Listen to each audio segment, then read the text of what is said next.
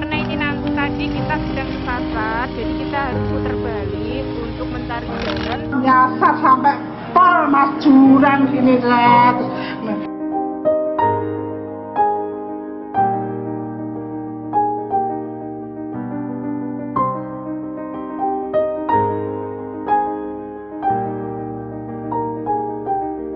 Pemutakhiran data pemilih merupakan salah satu tahapan yang penting di balik pilkada serentak tahun ini. Rumah-rumah warga harus didatangi petugas pemutakhiran data pemilih atau PPDP guna melakukan pencocokan dan penelitian atau coklit. Nah, apakah rumah warga di tengah hutan perbatasan Kecamatan Saleh Kabupaten Rembang dengan Kecamatan Jatirogo Kabupaten Tuban Jawa Timur yang ditempati Bu Kartini usia 55 tahun juga menjadi sasaran coklit PPDP? Meski jauh dari akses jalan raya dan berada di tengah hutan, ternyata PPDP juga datang langsung ke rumah Bu Kartini. Bahkan rombongan sempat tersesat sampai ke pinggir jurang. Ketua Panitia Pemilihan Kecamatan PPK Saleh, Ari Suwanto, Selasa 11 Agustus 2020 menjelaskan pihaknya mendampingi PPDP dan Panitia Pemungutan Suara PPS Desa Saleh. Dari sekian banyak personil, ada yang sudah pernah datang ke kediaman Bu Kartini. Patokannya, setelah hutan lebat ada kebun ketela, kemudian belok kanan. Ternyata, kebun ketela saat ini sudah berubah menjadi kebun jagung, sehingga rombongan yang mestinya belok justru melaju lurus cukup jauh mendekati bibir jurang. Begitu sadar tersesat, kemudian kembali lagi dan akhirnya bisa menemukan rumah Ibu Kartini. Ancer-ancernya yang diberikan ke kita itu beda. Yang sebelumnya Tegal ketela itu ternyata di situ sudah berubah jadi jagung. Nah, kita lurus melewati ada Tegal jagung, ya kita lurus saja karena ancer-ancernya Tegal ketela. Ya, bayangan kita kan mungkin di sana masih ada. Ya lurus terus sampai lumayan itu sampai mentok itu di petak berapa kalau saya baca itu perhutani itu petak berapa itu sudah nggak ada jalan lagi kita. Oke, dan itu jalannya juga yes, luar biasa, memang nggak pernah dilewati kan. Di akhirnya kita turun lagi nyasar. Berapa kali tersesat waktu itu, Mas? Satu, Mas, artinya satu masuk terus kita turun lagi. Nah, turun itu kita lihat itu sudah jam 4:30. Jadi sini 4:30. Saya lihat itu waktu nyasar itu sudah hampir 4:30 itu belum ketemu rumahnya. Saya kan takutnya nanti kemalaman, maghrib, atau di situ kan juga banyak rombongan. Petugas pemutakhiran data pemilih PPDP di Desa Saleh, Elana Satyagraha, menjelaskan dirinya mempunyai tanggungan coklit hampir 450 orang, termasuk Ibu Kartini yang tercatat sebagai warga Dusun Anjang Sana, Desa Saleh, namun tinggal di tengah hutan sambil menggarap lahan kebun miliknya. Jalan tanah berbatu harus ia lalui. Jika dibandingkan dengan pemilih lain, medan menuju rumah Bu Kartini sejauh 5 km paling berat. Ya alhamdulillah dari PPS sama PPK itu membantu juga ya. Mereka menemani saya. Jadi ya enak di sana cuma untuk masuk ke sana ke rumahnya itu kan kita melalui itu hutan gitu kan. Ya paling itu yang agak susah gitu, jalannya yang masih batu-batu belum aspalan, nah itu yang susah kendalanya. Tapi kalau sampai sana alhamdulillah enak karena di sana dia kan udah punya rumah. Ya Bu Kartini ini paling jauh, jadi karena dari sini kan kira-kira berapa ya, 5 kiloan ya, tapi kan 5 kilo itu jalurnya itu yang susah ya, berat. Kita harus masuk ke hutan itu tadi kan. Kalau dibandingkan pemilih yang lain gimana? Ya sulit kalau medannya sulit. Tapi kalau di sana kan orangnya karena udah kenal, tetangga juga udah enak gitu. Sementara itu, Ketua Panitia Pemungutan Suara PPS Saleh, Muji Rahayu, membenarkan butuh perjuangan ekstra untuk sampai ke rumah Bu Kartini. Tapi menurutnya memberikan hikmah yang luar biasa. Hikmah menuntaskan coklit sekaligus belajar dari kegigihan Bu Kartini di tengah hutan sendiri. Di sini ada 5 dukuhan, Ridho, Rajan, Salelon, Sidoarjo, Anjang Sana, dan Owah.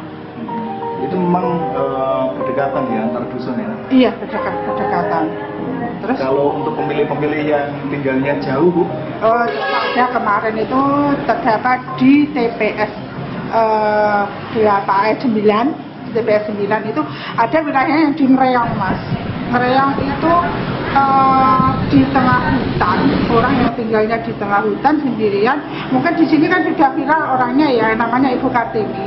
Ibu Kartini itu tempatnya ya di tangga saya. Sebenarnya dia itu di RT 2 RW 5 Dukuh Anjang sana, tapi dia pilih menyendiri di sana karena punya ladang yang bebas, luas.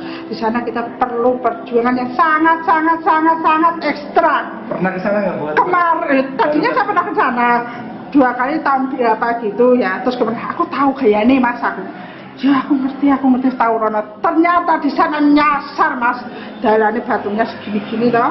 Kemarin bersama PPK, PPS, kita ke sana bareng-bareng, PPS-nya ikut ya, PBDB-nya ternyata lah Mas Lana sendiri, terus ke sana naik motor nyasar sampai pol Mas, jurang gini terus itu sampai jalan kaki juga belum ketemu. Akhirnya kemarin ayo cari informasi semuanya teman-teman toh, cari informasi katanya. Terus ada yang kata iku lho Bang, ini bener telonan itu mlebu, padahal di pinggir itu nggak ada kebun telo Mas.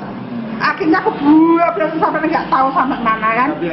Alhamdulillah ternyata yang dulu itu kebun jagung, baru masuk itu ada kebun telo, terus masuk ke dalam setapak itu masuk ya. Tapi alhamdulillah dipakai sama mobil masuk bisa gitu.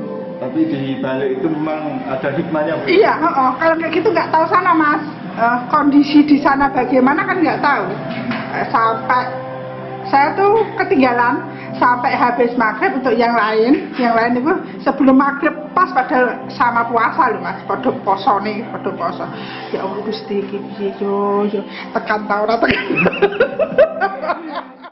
Muji Rahayu berharap kelak ketika tanggal 9 Desember, Ibu Kartini bisa menyalurkan hak suara. Jika perlu diantar jemput, karena baginya satu suara sangat berharga menentukan nasib Kabupaten Rembang ke depan. Ini kan untuk memilih Bapak EDW tau nggih, bapaknya sendiri. Nek awake dhewe gak milih terus kok jadi apa iki? Ngoten lho, apalagi musimnya baru kayak gini Mas, ini baru pandemi kan gitu toh. Kan awake gak bener-bener yang memperhatikan siapa kita, nenek kita gak milih dhewe, yang milih dhewe nek saumo gitu ngene kan akhirnya gak jadi. Nah, besok bukan ini tetap di sana nyoblos atau akhirnya nyebut di sana, Bu? Seumpama ya Mas, tetap disarankan harus nyoblos, piyambake juga gampangane kan setinggi warga kan untuk apalagi sama Pak Ganjar kan sudah pernah calling-callingan kan gitu Pak Bari. Jadinya juga gitu sama besok seumpama dia nggak datang, tetap saya suruh jemput meskipun jauh. Kondisinya kayak gitu, maksudnya kondisi itu jalannya Mas, maksudnya jalannya itu yang Lalu bagaimana tanggapan Bu Kartini? Saya sempat wawancara dengan ibu 3 anak ini melalui telepon seluler. Ia merasa kurang begitu peduli terhadap pemilihan Bupati dan Wakil Bupati Rembang. Alasannya, dari masa ke masa pimpinan kabupaten tidak merasakan ikatan langsung. Justru semenjak kisahnya viral, Gubernur Jawa Tengah Ganjar Pranowo lah yang menghubunginya lewat telepon untuk memberikan semangat. Menurutnya bukan berharap bantuan dari pemerintah, tapi rasa empati dan simpati dari seorang pimpinan sudah membuat rakyat biasa seperti dirinya sangat senang karena ada kepedulian. Sekarang ya ibu memaksakan diri untuk keluar, sedangkan keadaan ibu kan ya nggak bisa tahu sendiri kan. Apalagi bulan Desember belum lagi kalau hujan terus-menerus kan ya nggak ini kan. Lagian ibu tidak mengenali siapa bagaimana karakternya. Kalau ibu asal pilih itu kan itu dosa tanggung jawabnya, nggak karuan, nggak benar kan. Berselang 1 hari nggak mau di sini, Pak Ganjar orang pertama yang mencari nomor ibu, iya kan? Iya betul. Sikap mana Pak Ganjar sama bupati kita? Sikap mana coba? Nah itu saja lah kenapa sekarang ibu harus peduli dengan bupati. Ya bukan semata-mata bantuan yang ibu inginkan, itu suatu pemberian semangat. rakyat, perhatian untuk rakyatnya, itu sudah merupakan memberi kekuatan orang yang sedang menjalani hidup seperti ini. Sosok pejabat yang rakyat itu kan dia punya kewajiban melindungi dan mengetahui rakyatnya seperti apa, keadaannya seperti apa, gitu kan. Nah itu, makanya memberi semangat, itu aja. Seperti video yang Musa lihat kan, itu intinya terus bisa kuat, bertahan. Itu sudah merupakan rakyat itu senang, hatinya itu merasa ya aku tidak sendiri, yang di atas pun peduli, simpati untuk memberi semangat terus maju. Di Kabupaten Rembang, terdapat 500 ribuan orang yang harus dicoklit. Pada hari Kamis 13 Agustus 2020, tahapan ini dijadwalkan selesai. Pencocokan dan penelitian atau coklit menjadi saringan utama agar pemilih yang nyoblos memang berhak untuk menggunakan hak suara.